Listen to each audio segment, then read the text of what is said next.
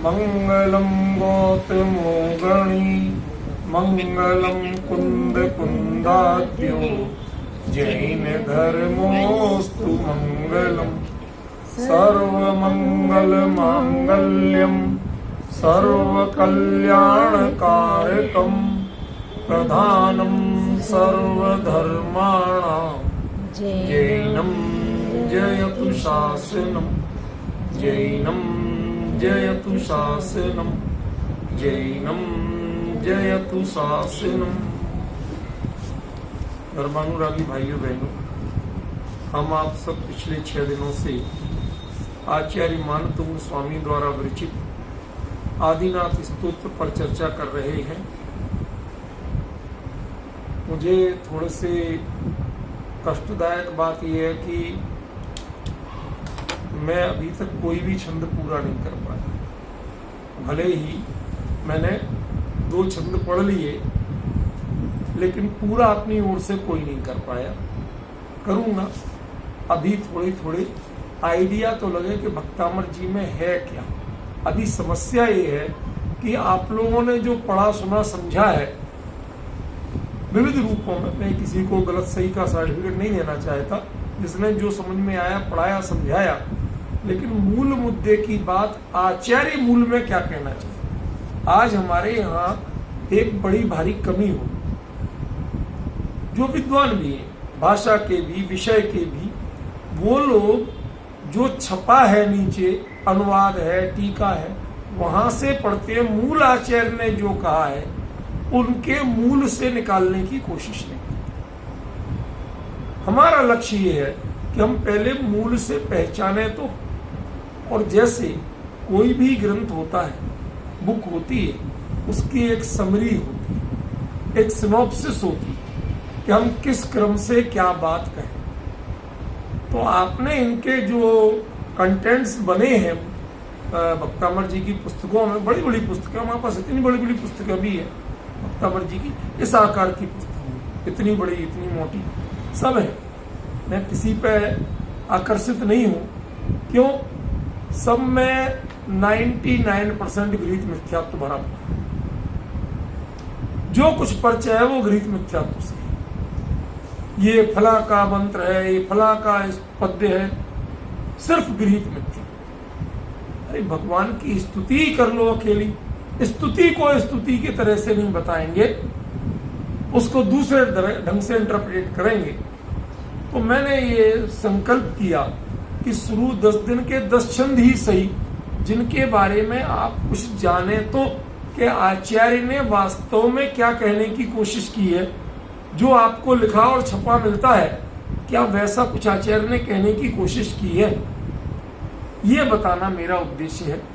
पहले जो 2 छंद हम संक्षेप में ले चुके हैं उनको पढ़ेंगे, फिर तीसरे छंद से आज हम विषय शुरू करेंगे। ठीक है ना?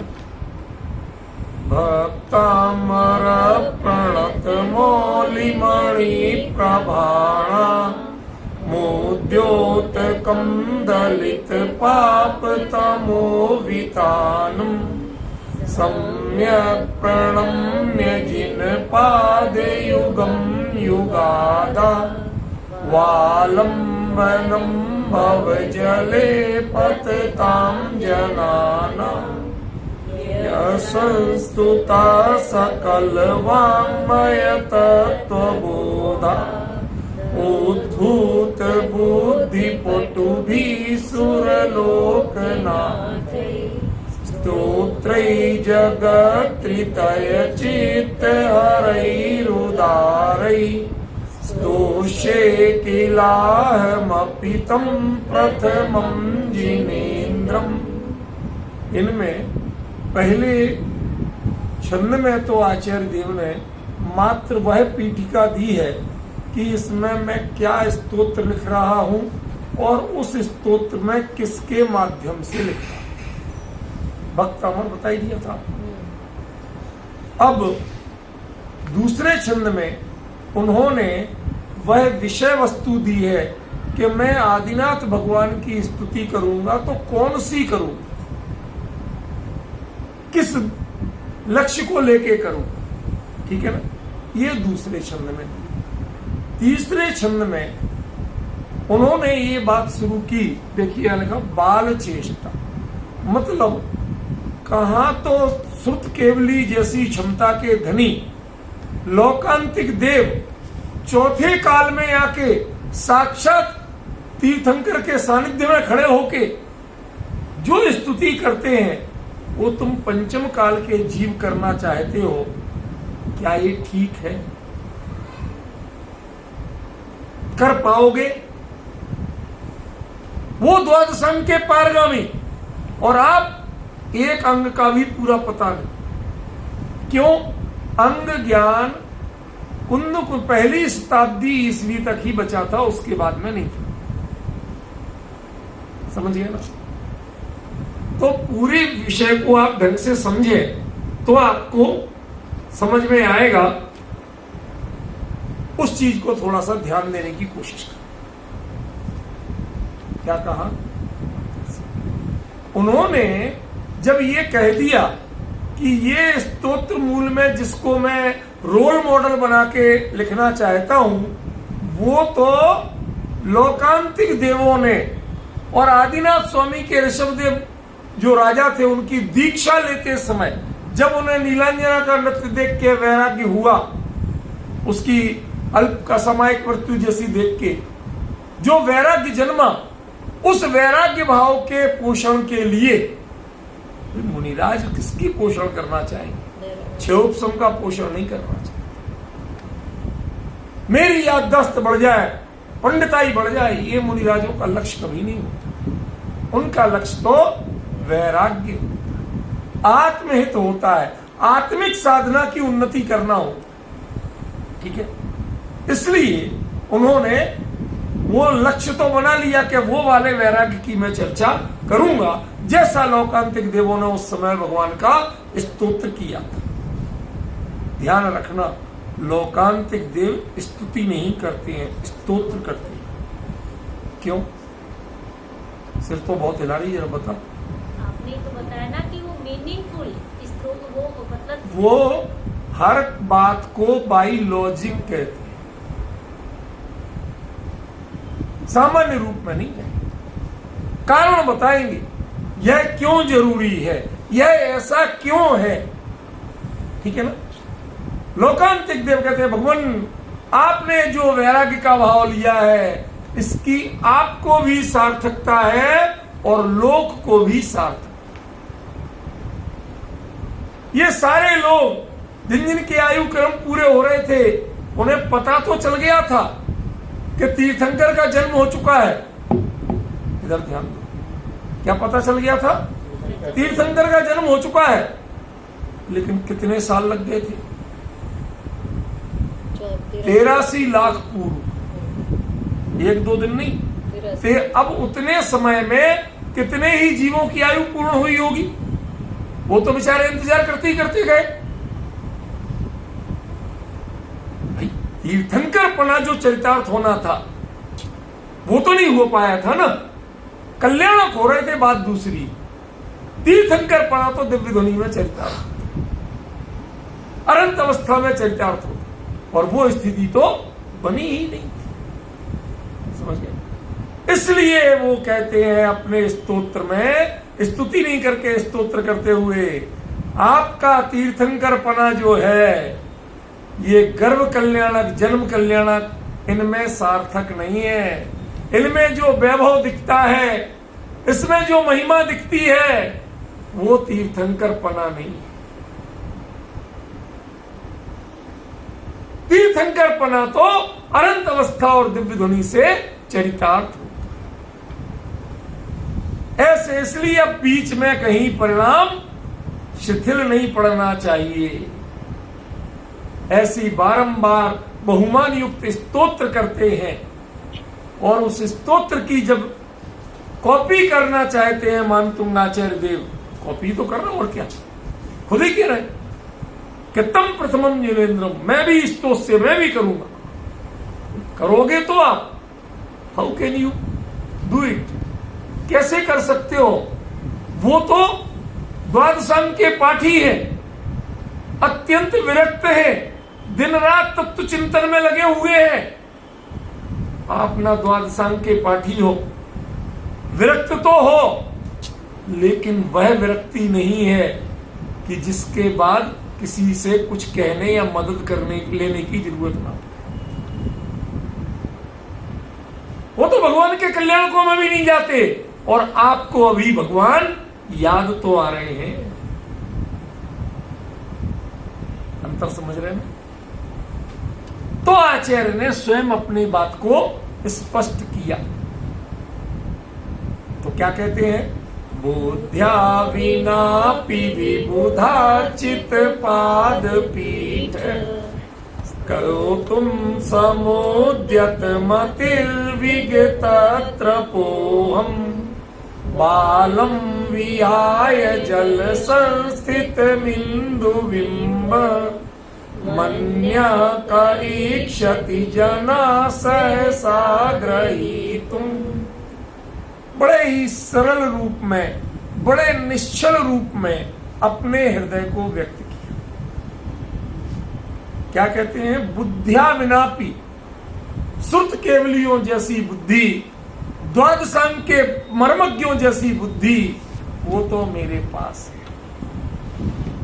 ऐसा बड़ा क्षोभसम भी मेरे पास नहीं है, और न द्वादशांग का ज्ञान मेरे पास है। ये बुद्धिया विनापि का अर्थ बेअकल नहीं है। द्वादशांग के ज्ञान के आगे अत्यंत तुच्छ है मेरी।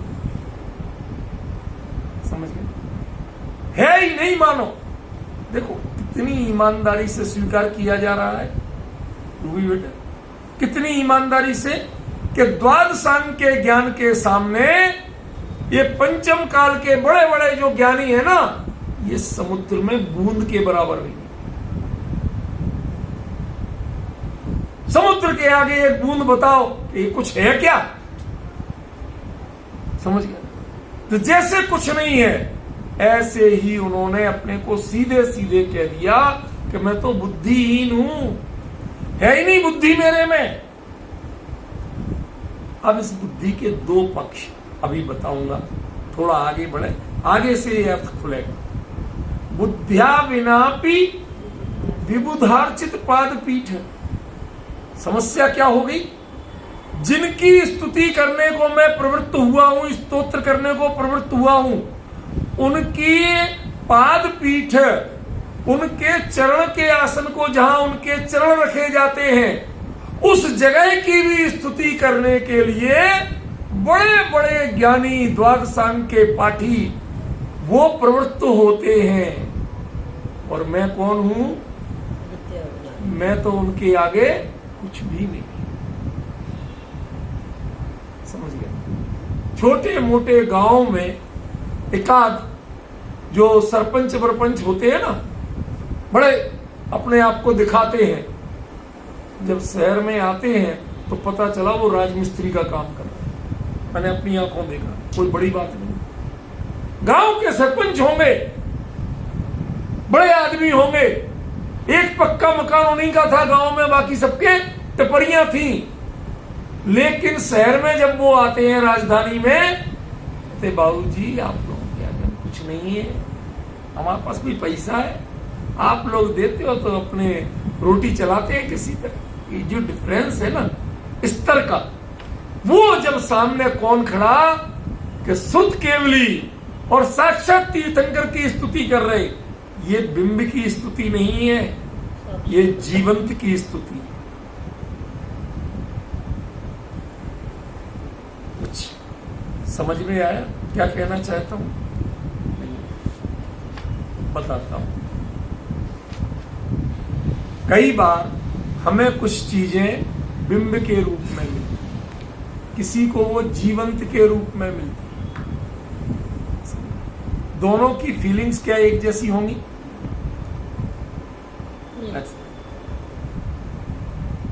हो सकती है। गोमतेश्वर जिस रूप में बने, वो आपको जो फीलिंग वहां सामने आती है, वो यहां खाली स्तुति पढ़ने से आ सकती है? जिन्होंने साक्षात देखा, उनके आगे आपकी कल्पनाएं कहां तक पहुंचेंगी? नहीं पहुंचेगी। समझ रहे?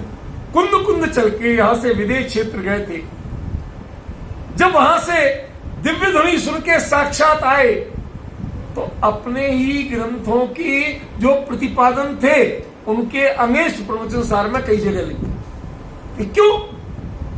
ये मेरे जैसा छदमस्त लिख रहा था और वहां केवली के सुन के आए तो उनकी बात थोड़ी मैं बदलूंगा कि मैं कुछ और लिख गया था। यथार्थ बता रहा हूं। नियम सार में, पंचास्तिकाय में कई बातें जो लिख गए थे उनसे ठीक अंगेष्ट प्रवचन सार में लिखी और उन्हें जरा भी खेद नहीं। तो जो प्रवचन सार का मर्म जानते हैं वो कहते हैं भाई साहब ये जीवंत अनुभव है, ये कोई पढ़ा और सुना हुआ नहीं। अंतर समझ। तो आप कल्पना कीजिए कि आप पंचम काल में और आपको चौथे काल में या तीसरा जो भी कह लो उसमें पहले तीर्थंकर के दूरी बढ़ती जा रही। महावीर स्वामी का करते शायद दूरी कम होती। कल मुझसे किसी ने बाद में प्रश्न किया कि इसमें इन्होंने आदिनाथ की ही क्यों की, किसी और की कर लेते। तीर्थंकर तो सारे तीर्थंकर, लोकांतिक देव तो सबको वही स्तोत्र करते हैं, सबका एक ही जैसा होता है। जैनों में तीर्थंकरों में कोई भेद थोड़ी है, चिन्ह के अलावा कोई भेद नहीं मिलता। गुणों में, वीतरागता में, पवित्रता में, दिव्य ध्वनि किसी में कोई अंतर नहीं। और यदि जब ऐसा है तो किसी और की कर लेते। देखो दूरी जितनी बढ़ती जाए हमारे सोचने में, हमारी दृष्टि में ब्लरनेस उतनी बढ़ती जाती, धुंधलापन उतना बढ़ता है। जितना नजदीक हो उतना क्लियर लगता है। और चमत्कार कब है कि जब इतनी दूरी हो कि जिसको आप कैलकुलेट नहीं कर सकते, गणना नहीं कर सकते। बताओ गिनके कितने साल पहले हुए थे आदिनाथ? कोई आपके पास वो सागरों वागरों में बात करोगे तो किसको समझ में आता है? नवजात मेमने के जो बाल होते हैं उनके इतने बारीक बारीक टुकड़े करोगे दूसरा टुकड़ा ना हो सके, और उससे इतने योजन लंबा, इतने योजन चौड़ा, इतने योजन गहरा एक गड्ढा खोदो और उसे ठसाठस भरो और इतने साल बाद एक बाल का टुकड़ा निकालो और होते होते जब पूरा खाली हो जाए तब एक सागर होगा। तो है कोई कैलकुलेटर आपके पास जो निकाल सके? नहीं। सर के ऊपर से गया। यही तो कहना चाहते, यही कहना चाहते कि काल से दूरी इतनी लंबी कि आपकी कल्पना से परे हो जाए और भाव से नजदीकी इतनी सघन कि जैसे सामने दिख रहा होना। दो चीजों का अंतर ख्याल में आया क्या? काल से दूरी इतनी कि आप कल्पना नहीं कर सकते, कैलकुलेशन नहीं कर सकते, और भाव से नजदीकी कितनी सामने, जैसे बिल्कुल सामने। जीवंत अनुभव है ये भक्तामर स्तोत्र, जीवंत अनुभव है। मैंने गोमटेश्वर के बारे में एक बार बताया था, पवन जी पता नहीं आप लोगों को बताया नहीं बताया, एक बार बताया था। गोमटेश्वर के जो जिनबिंब है वो शास्त्र प्रमाण नहीं बने, लेकिन शास्त्र प्रमाण बने। आप कहीं दोनों बातें करते हो, हमें मिसगाइड कर रहे हो क्या? क्यों डॉक्टर साहब देख के आए ना अभी? नहीं जानी पाई। चलो आपको हम ले चलेंगे। सुनो क्या कहना चाहते, पहले शांति से समझो। शास्त्र प्रमाण नहीं बने हैं और शास्त्र प्रमाण बने हैं, ये दोनों बातें एक साथ कैसे हो सकती हैं? जब तक उससे जीवंत अनुभव नहीं करोगे तब तक नहीं। शास्त्र क्या कहता है, जो प्रतिमा शास्त्र है जिनबिंब का, कि जितना माथा उतनी नासिका, जितनी नासिका उतनी ठुड्डी, जितनी ये दूरी उतनी ये दूरी। अब समझ रहे होठों का कि ये किनारे का भाग, समझ गए? जितनी ये दूरी उतनी ये दूरी, माथे से स्कल, हर चीज का माप तय है, उतने ही रेशियो में बनना चाहिए प्रतिमा। एक बार मुझे कोई वो अपने रुपेश जी के भाई, वो मुझे ले गए जयपुर कि साहब प्रतिमा जी बन रही है, आप देख के पास करो। तो वो नाठा मूर्ति म्यूजियम वाले के यहाँ बन रही थी। तो वो नाठा वैसे तो निकल के आता नहीं है, वो अपने आप को सबसे बड़ा तरुणखा समझता है। लेकिन जब बात हुई और मैंने धागा लेके नापा, सारा कुछ किया, वो मिस्त्री जाके बोला भाई साहब कोई और आया है, आ जाओ आप। तो उसने आके देखा, भाई साहब क्या कमी है, A1 बन रही है, जिंदगी निकल गई जैन। अरे अम्मा जी तुमने जैन मूर्तियां जिंदगी भर बनाई होंगी, पहले ये बताओ। जो देखा और मैंने एक एक चीज बताई, तो हाथ जोड़ लिए, गुरुजी आप के हिसाब से तो नहीं बन रही। सीधा बोला नहीं बन रही है। क्यों? क्योंकि अभी तक तो जो प्रतिष्ठाचार्य भी आपके आते हैं उनको भी पूरी जानकारी नहीं। वहां देखने में मनोज्ञ अच्छे लग रहे हैं, हंसमुख लग, अरे हंसमुख कहां से हो जाएंगे, यहां से तो कसाय है, और भगवान के कसाय होती नहीं। बताइए आप ऐसी बातें करते कि नहीं करते लोग? तो वहां जो जिनबिंब है गोमटेश्वर के, वो इस प्रमाण से यदि देखोगे तो वो गलत बने। अब आपको जो रहस्य बताऊंगा उससे इस छंद का अर्थ समझ में आए। क्यों गलत बने हैं? क्योंकि जो दक्षिण में, कारकड़ में, वेणुर में और भी जिनबिंब बने, वो शास्त्र प्रमाण बने, लेकिन उनमें मनोज्ञता नहीं, उनमें आपको दर्शन करके वो भाव नहीं जगते। समझ गए? और इनमें जगते हैं। वो आप कह रहे तो शास्त्र प्रमाण नहीं बने, और वो कह रहे शास्त्र प्रमाण बने तो दर्शन करके मजा नहीं आता। यही अंतर है। हमारी आंख की जो किरणें हैं एक निश्चित दूरी के बाद फैलने लगती हैं, बिखरने लगती हैं। उनके लिए साइज उतनी बड़ी हो तो वो चीज दिखे। चंद्रमा कितना बड़ा है और आपको कितना दिखता है? अंतर पड़ा कि नहीं पड़ा? कैसे पड़ा? दूरी से तो पड़ा। तो जो 57 फीट ऊंची आपकी नजर जब उधर तक जाएगी तो वहां पर कंधे कितने चौड़ा होना चाहिए? वो 1.3 एक्स्ट्रा चौड़े, 30% एक्स्ट्रा चौड़े, तब आपको वो प्रॉपर नजर आता। उनके कान, उनकी आंखें, होंठ, ये सब उस रेशियो में एक्स्ट्रा किए गए, और नीचे कमर से नीचे आते आते लगभग नॉर्मल कर देते। वो ताल में, आप उसको ताल बोलते। तो अब आप जब दो जिनबिंबों को आमने सामने रख के या वेणुर कारकल के दर्शन करके वहां जाएं, और जो दर्शन करेंगे तो लगेगा कि अभिभूत होके, अरे उन्होंने जो बनवाया था नेमिचंद्र सिद्धांत चक्रवर्ती ने, उन्होंने ये गाइडेंस दिया था कि आई विजन जितना सिकुड़ता है उसके अनुपात में बड़ा करो। अब डिफरेंस समझ में आया? तो यही बात यहां कह रहे हैं कि वो विबुध थे। हम धागा लेके नापने वाले, हम कहने लगा साहब ये तो ताल में नहीं बनी।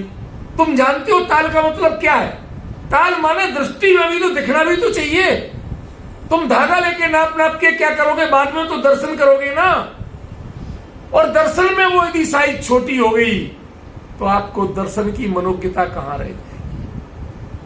अब डिफरेंस ख्याल में आया सब? इसलिए गोमटेश्वर के आगे बड़े बिंब कितने ही बने, लेकिन वो मनोज्ञता किसी में नहीं आता। बड़े बिंब बनाने में ये सबसे बड़ा अंतर है। ये सावधानी रखी जाती। पवन जी कभी सोचा था? वो विउधारचित, वो बड़े ज्ञानियों के निर्देशन में बने थे। नेमिचंद्र सिद्धांत चक्रवर्ती जैसे आचार्य के निर्देशन में बने थे। अब वो मर्म नहीं समझ पाए और आप धागा लेके नाप रहे, आपको कुछ नहीं आता।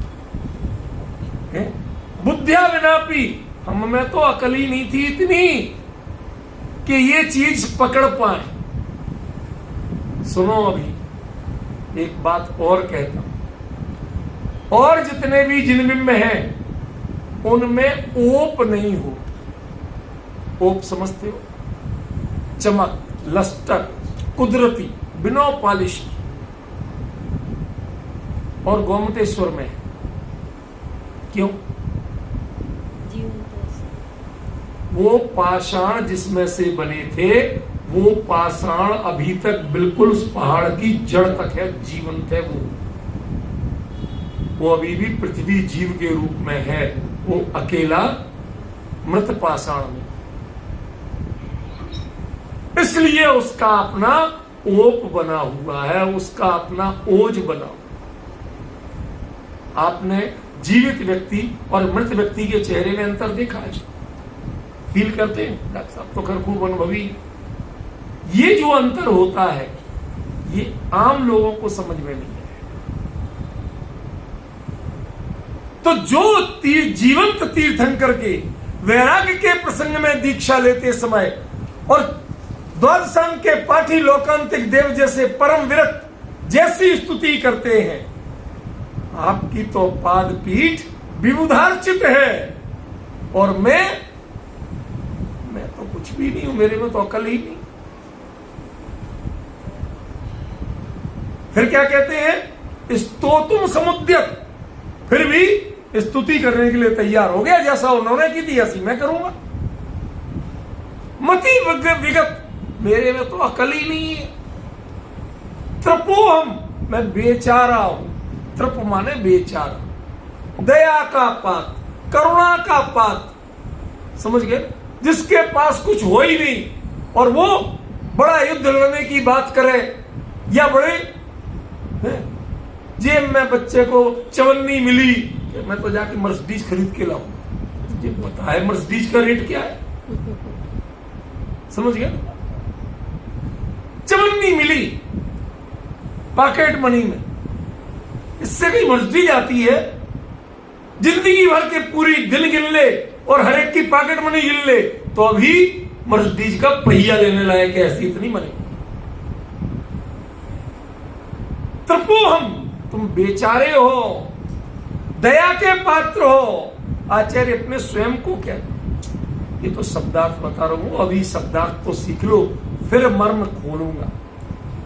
समझिए? बालम विहाय जल संस्थित बिंदु बिंब, ये जल में स्थित चंद्रमा के बिंब को बालम विहाय, बालम यहां अज्ञानी बाल बुद्धि इसका वाची है, छोटे बच्चे का अकेला नहीं है, उसको छोड़कर अन्य का एक क्षति जना, ऐसा कौन और व्यक्ति है जो उसे पकड़ना चाहे। लेकिन एक चीज बता दें कि ये काम करने के बड़े परिणाम होते हैं। आपने भद्रबाहु स्वामी के शिष्य सम्राट चंद्रगुप्त की कथा तो सुनी होगी, नाम तो जानते हो। क्या नाम था उनका? अभी तो आपने बताया चंद्रगुप्त, कह सकते हो। ये तो रूबी तो इस मामले में तेज, वो झट से कह देती। यदि मैं दोबारा पूछ रहा हूं तो मुझे कम से कम इतना नादान तो नहीं समझो कि मैं उत्तर भी बता दूं और वही प्रश्न भी पूछूं।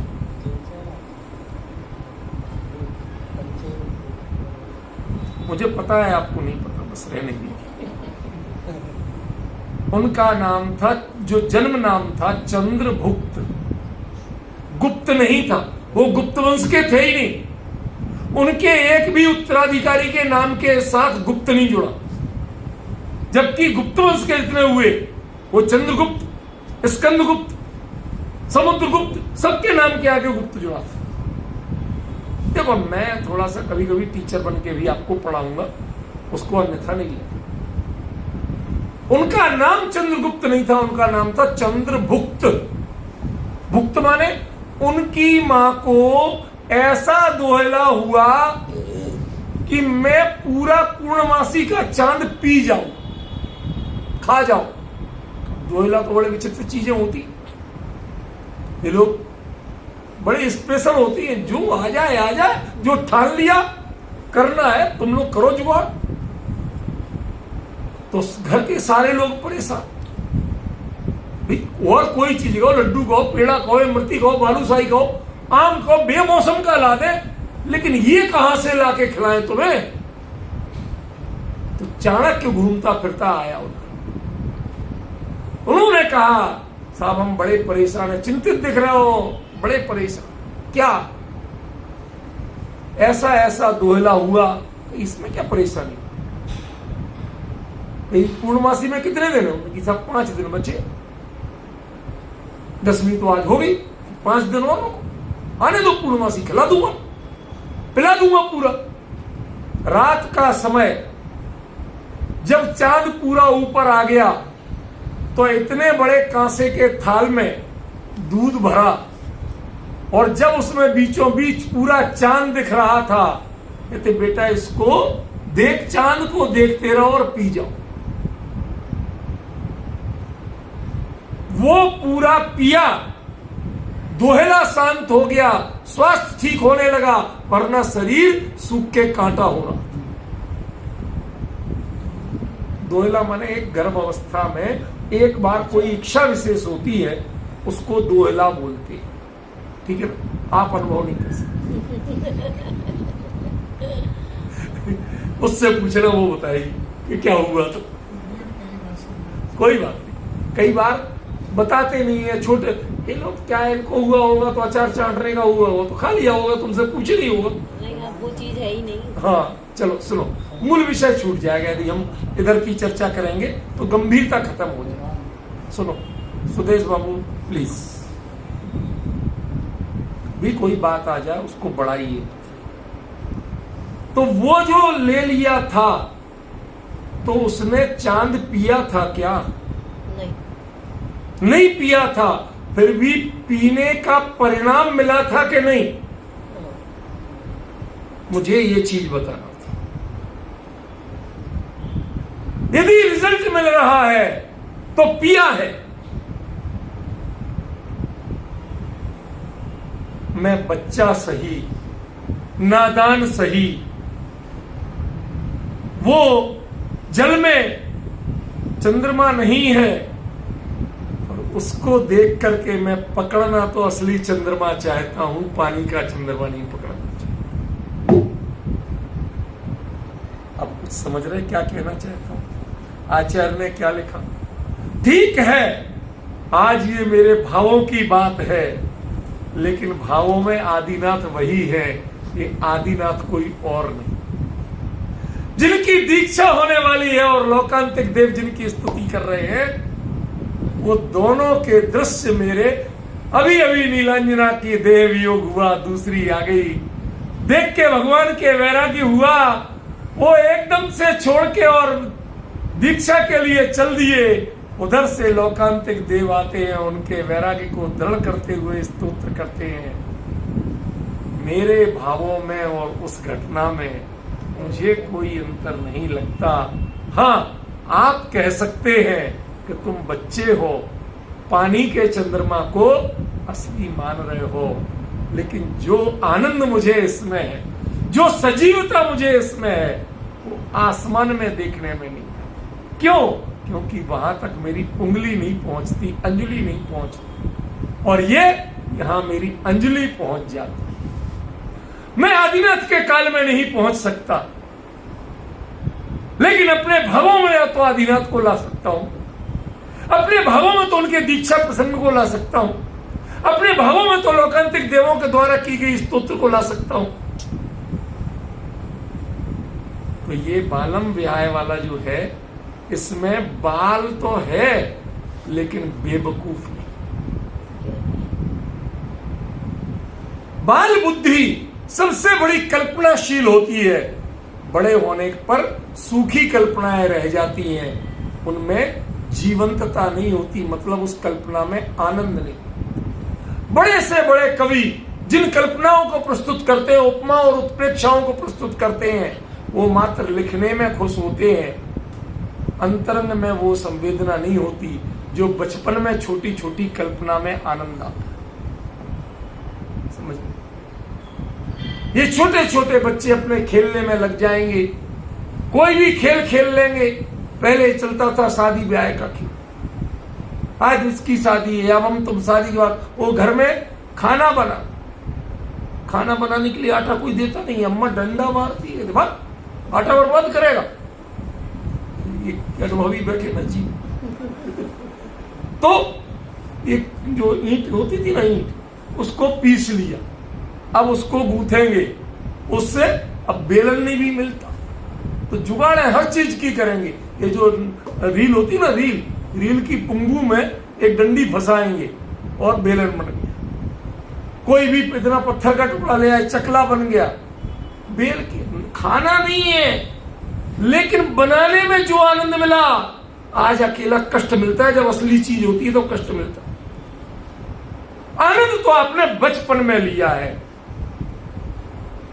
कल्पना की जीवंतता का आनंद बच्चे ही ले सकते हैं, बड़े नहीं ले।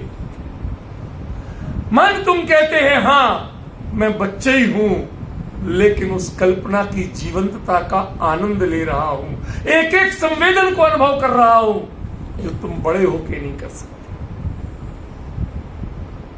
अभी तक क्या अर्थ लग रहा था बेटा कि बचपने की बात है, पानी के चंद्रबिंब को पकड़ना चाहता है, ऐसे ही ये बेवकूफी नहीं है। ये जो दृष्टांत है ना, ये जो उपमा है ना, बालम विहाय, ये बालम के बीच में बहुत मर्म है। बच्चा जो संवेदना जानता है, कल्पना को जीना जानता है, हम लोग मात्र कल्पना से दूसरे को रिझाना जानते हैं, कल्पना को जीना नहीं जानते। क्या डिफरेंस पड़ा? मतलब आदि मन तुम कहते हैं कि मैं जीवंत अनुभव कर रहा हूं कि मां आदिनाथ स्वामी का यहां वैराग्य हो रहा है, वो सारे घटनाक्रम को जीवंत अनुभव कर रहा हूं, और वैराग्य की दृढ़ता के लिए, उसके स्तोत्र के लिए लोकांतिक देव, सबसे बड़े ज्ञानी, द्वादशांग के पाठी, वो आकर के उनका स्तोत्र कर रहे हैं, उसकी महिमा बता रहे हैं, उसकी सार्थकता बता रहे हैं, उसकी दृढ़ता करा रहे हैं, वो मैं जीवंत अनुभव कर रहा हूं। ऐसा तो कोई बच्चा ही कर सकता है, बड़े तो करना जानते नहीं है। बड़े तो उसे अज्ञानता मानते हैं, उसका आनंद नहीं ले सकते हैं। उसका आनंद लेना, उसकी जीवंतता का अनुभव करना, ये तो मात्र बच्चे ही कर सकते।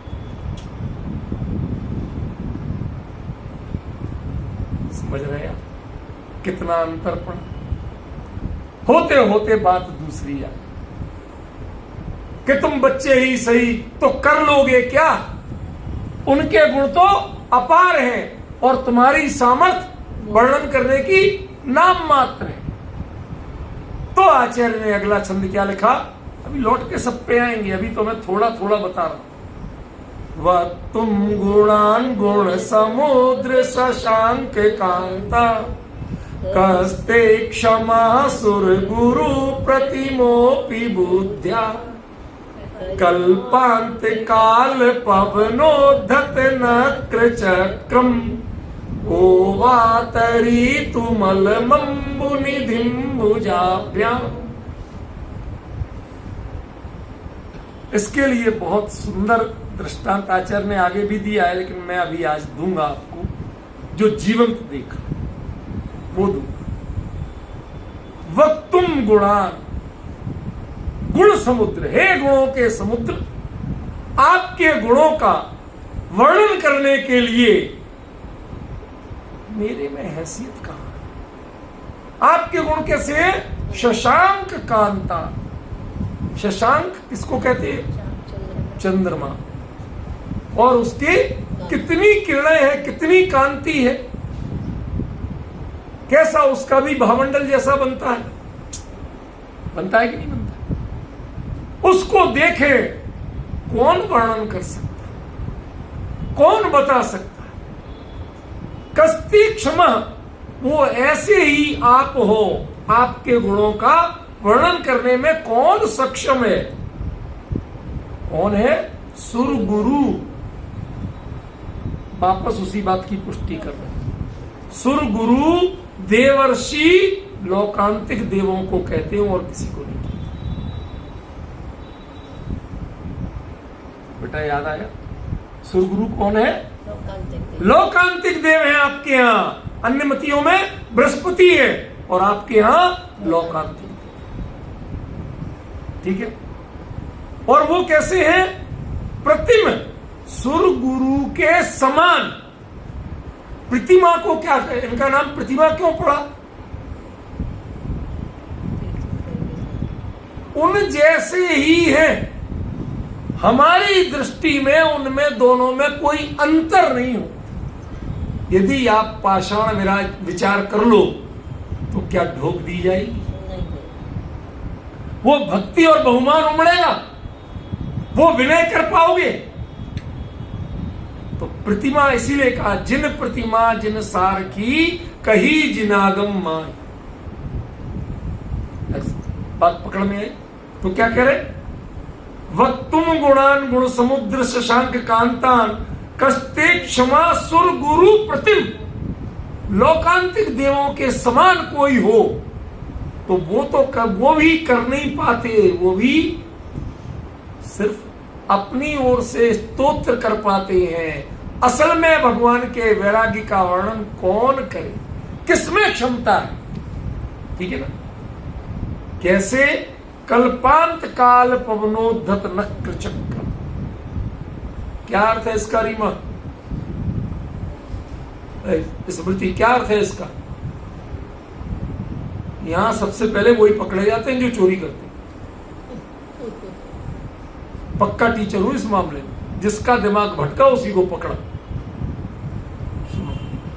कल्पांत काल, जब हमारे यहां भी माना गया प्रलय काल, वो ब्रह्मा विष्णु महेश वाला नहीं, हमारे यहाँ एक समय के बाद वो पुनः सारा क्रम चालू होता है।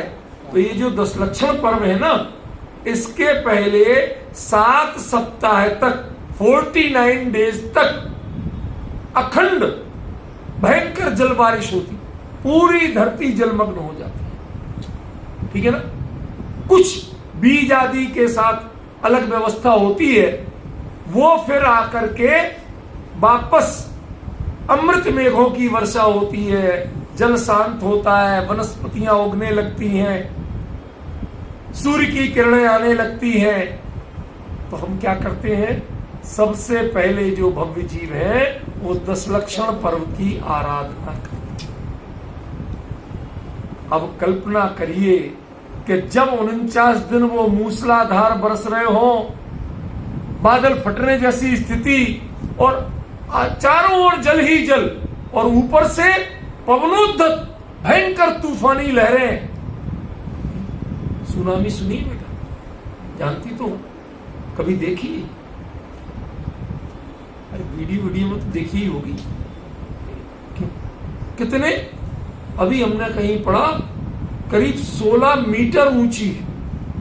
16 मीटर माने आपके यहाँ मकानों की हाइट 15 मीटर मैक्सिमम रखी गई लिमिट, और वो माने आपके जितने मकान है ना, इससे ऊंची ऊंची लहरें।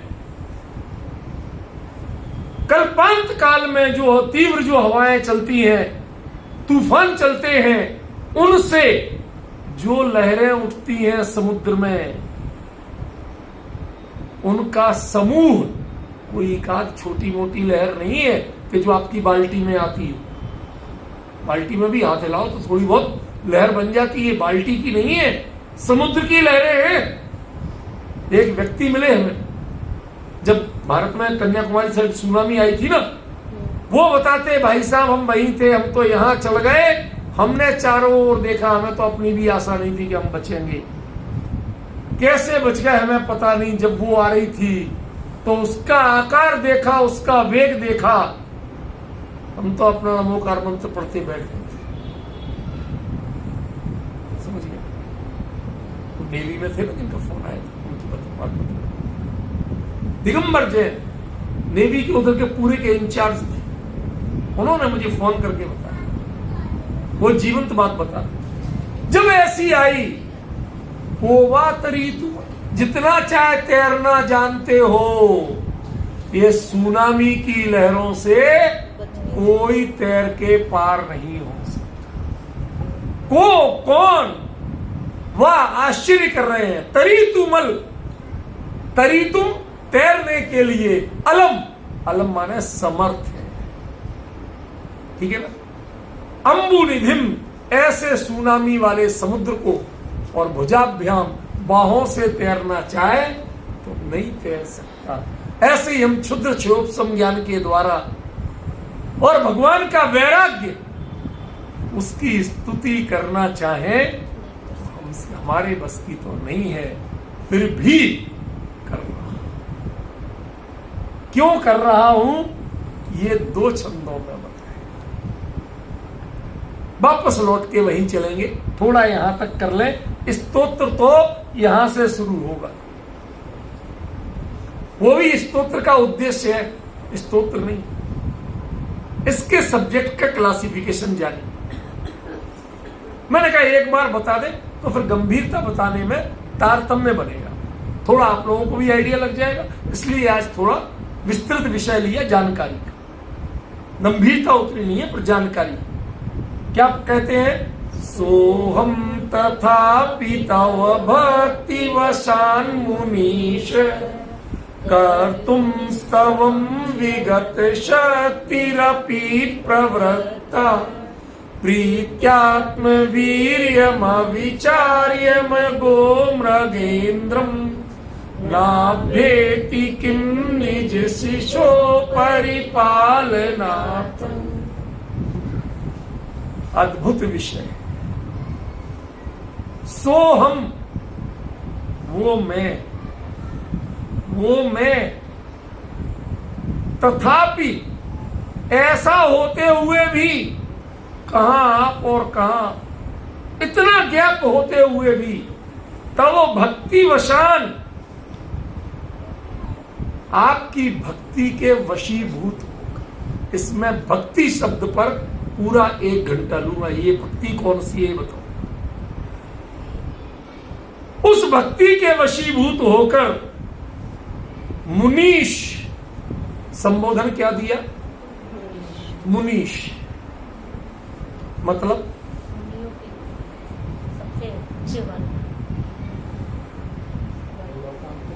जी नहीं, ये मुनि दीक्षा लेने वाले आदिनाथ।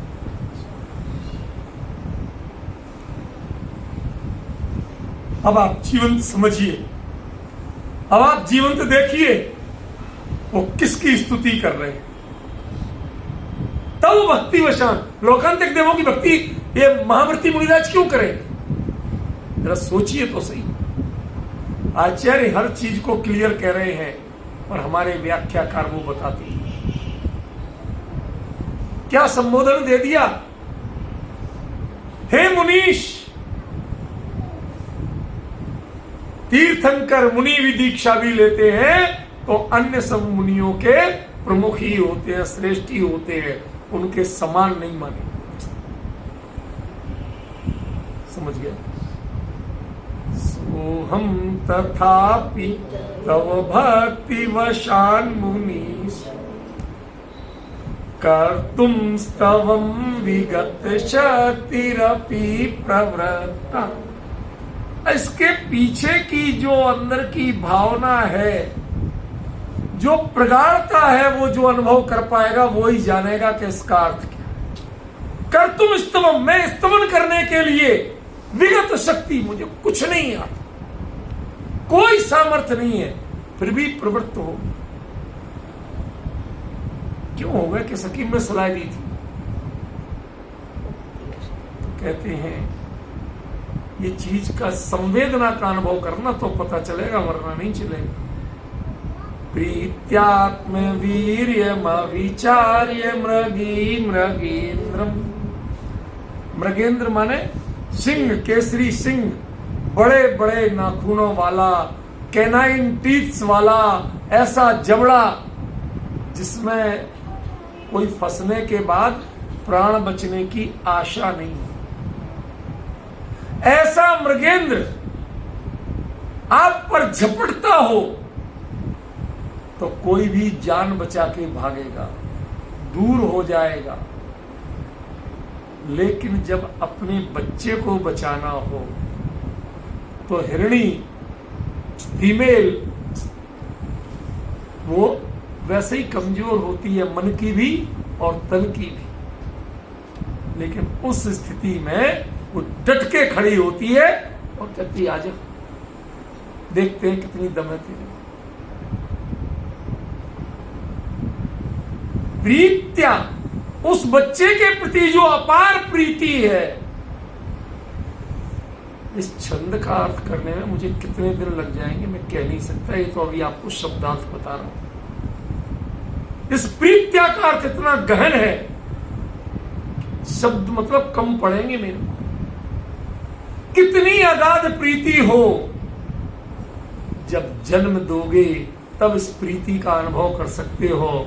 जिसने ना कोख में रखा हो तो वो इसको क्या जाने, वो प्रीति को कहां से लाएगा। बच्चे के प्रति मां का जो ममत्व होता है, ममता होती है, प्रीति होती है, उसकी संवेदना और उसकी गहराई को वो ही जान सकता है कि जिसने 9 महीने अपार कष्ट के बाद भी मुस्कुराते हुए बिताए। डॉक्टर साहब, आप तो इस विषय की स्पेशलिस्ट, माफ करना मेरे शब्दों को, आप डॉक्टरी से स्पेशलिस्ट होना अलग चीज है और मां के रूप में स्पेशलिस्ट होना अलग चीज है।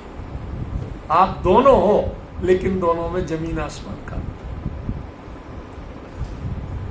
जो अपने बच्चे के लिए गर्भ में पालती है, बच्चा करवट ले, लात मारे, कुछ भी करे, क्यों बेचैन हो, अंदर जरा सी जगह उसकी सब चीजों को सहे, रात जागे दिन जागे कुछ भी करे, उसके बावजूद जो ममता उसकी निरंतर बढ़ती है, उस बालक से प्रीति निरंतर बढ़ती है।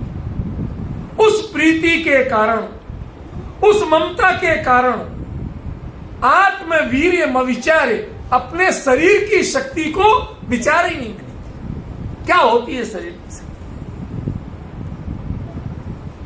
दुनिया में कहा जाता है 2 से डर के रहना, एक मां से और एक जिसे मृत्यु का भय निकल गया हो उससे। इनसे डर के रहना, ये कुछ भी कर सकते हैं, इनके लेवल को आप सोच नहीं सकते कौन सा स्टेप ले सकते। मां अपने बेटे के लिए कुछ भी कर सकती है, तो आपकी कल्पनाओं से परे हो, सोच नहीं सकते आप। और ऐसे ही जिसके मन से मृत्यु का भय निकल गया, वो आपके प्रति क्या नहीं कर गुजरेगा, आपकी कल्पनाएं नहीं आप पहुंच पाएंगे। बाबू, इसलिए समझो जरा, प्रीत्यात्म वीर्यम अविचार्य, अपने वीर का, अपनी ताकत का, अपने सामर्थ्य का विचार किए बिना मृगी मृगेंद्रम, ये मृगी माने सबसे नाजुक, उस जंगल का सबसे नाजुक जीव, और मृगेंद्र माने उस जंगल का सबसे खतरनाक, वो उसकी दहाड़ से इनके गर्व गिर जाते। एक का मन कितना कमजोर और एक का बल और क्रूरता कितनी भयंकर, जिसकी दहाड़ से इसके गर्भ गिर जाते थे।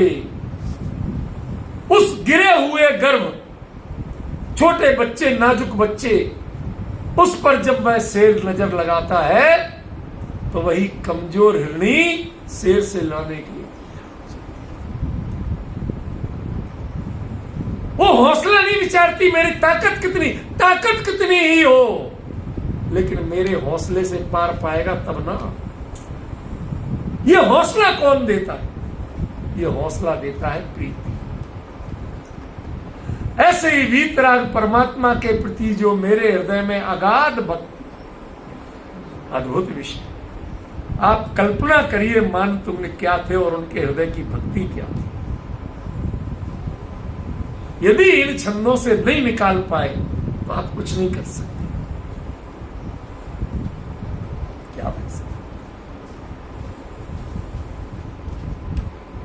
भक्ति इतनी है कि शब्द की सामर्थ्य कितनी है इसका विचार ही नहीं करते। स्तोत्र लिखने के लिए शब्द की सामर्थ्य चाहिए, कल्पना की सामर्थ्य चाहिए। वो मेरे में नहीं है, ये सही है, कुछ भी नहीं हूं मैं, फिर भी प्रवृत्त हूं। भक्ति ही इतनी है। और ये जो उपसर्ग की स्थिति आई या जो कुछ भी हुआ, वो सब मृगेंद्र की तरह है। अब इसमें लाख बाधाएं, कहां आदिनाथ कब हुए थे, वो घटना कब घटी थी। स्तुति करने वाले लोकांतिक देव द्वादशांग के पाठी आए थे, मेरा ऐसा कुछ भी नहीं है, लेकिन मेरे हृदय में भक्ति इतनी है कि उसके बावजूद मैं प्रवृत्त हूं।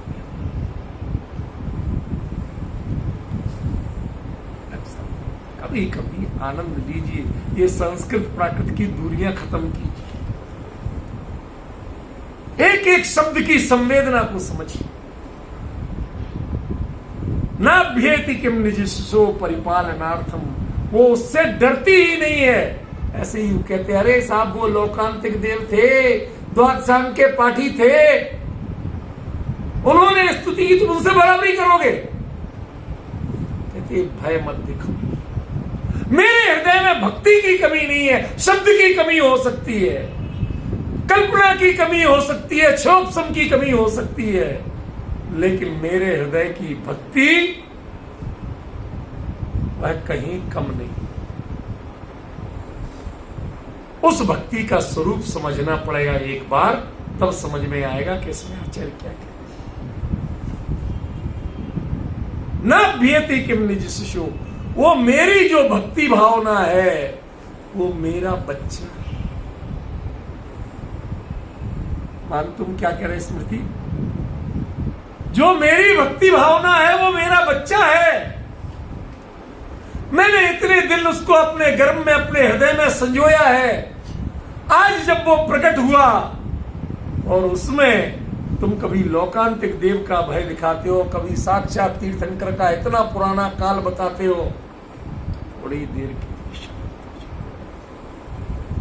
आज की एक छोटी सी हिरनी वो शेर से नहीं डरती है, तो एक काल और लोकांतिक देव और सुरत केवली, इन सब के आतंक में मैं रहने वाला नहीं हूं।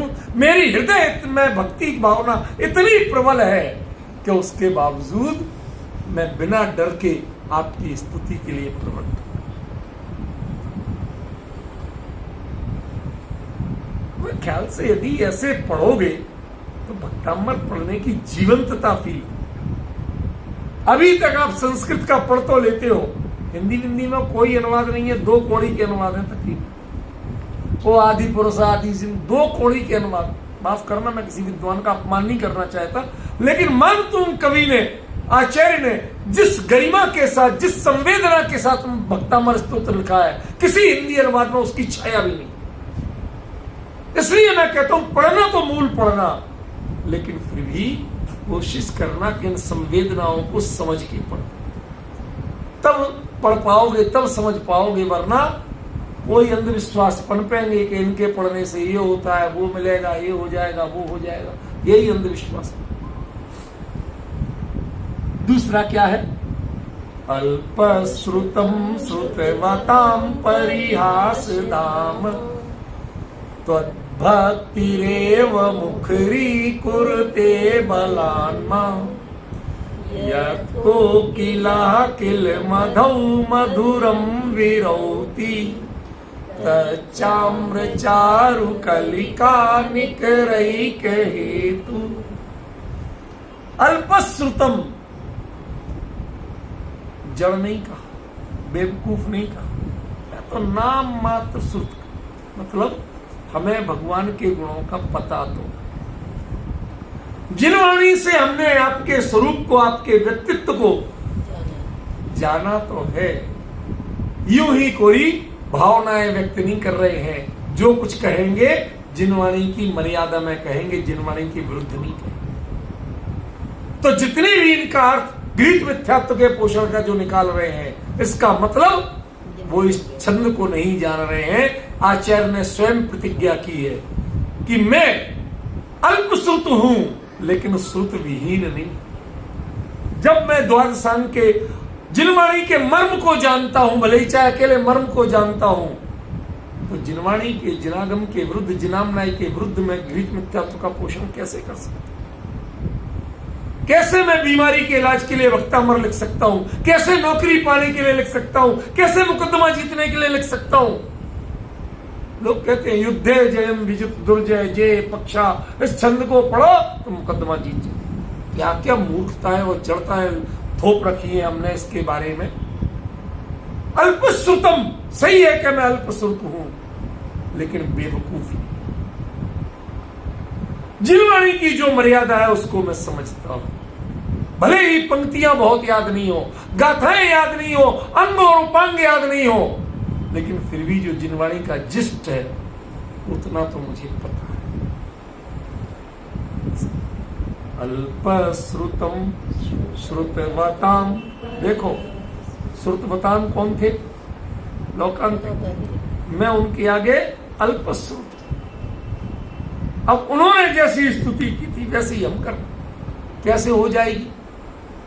तो परिहास धाम, ठीक है, मेरे शब्दों को सुन के तो आप सब लोग हंसने वाले हो। परिहास का धाम, हंस लेना, लेकिन भक्ति रेव मुखरी कुरुते बलान। क्या करूं?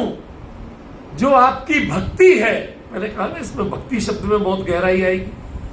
आपकी जो भक्ति है वही मुझे वाचाल कर रही है, बोलने को मजबूर कर रही है।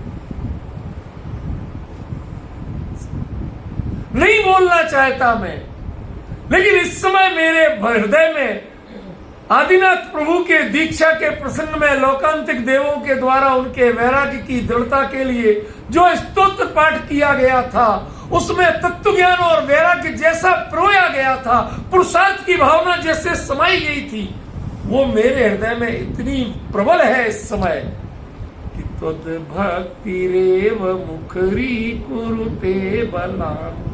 वो मुझे जबरन मुखरी कुर्ते, वो मुझे बोलने को विवश कर रही है।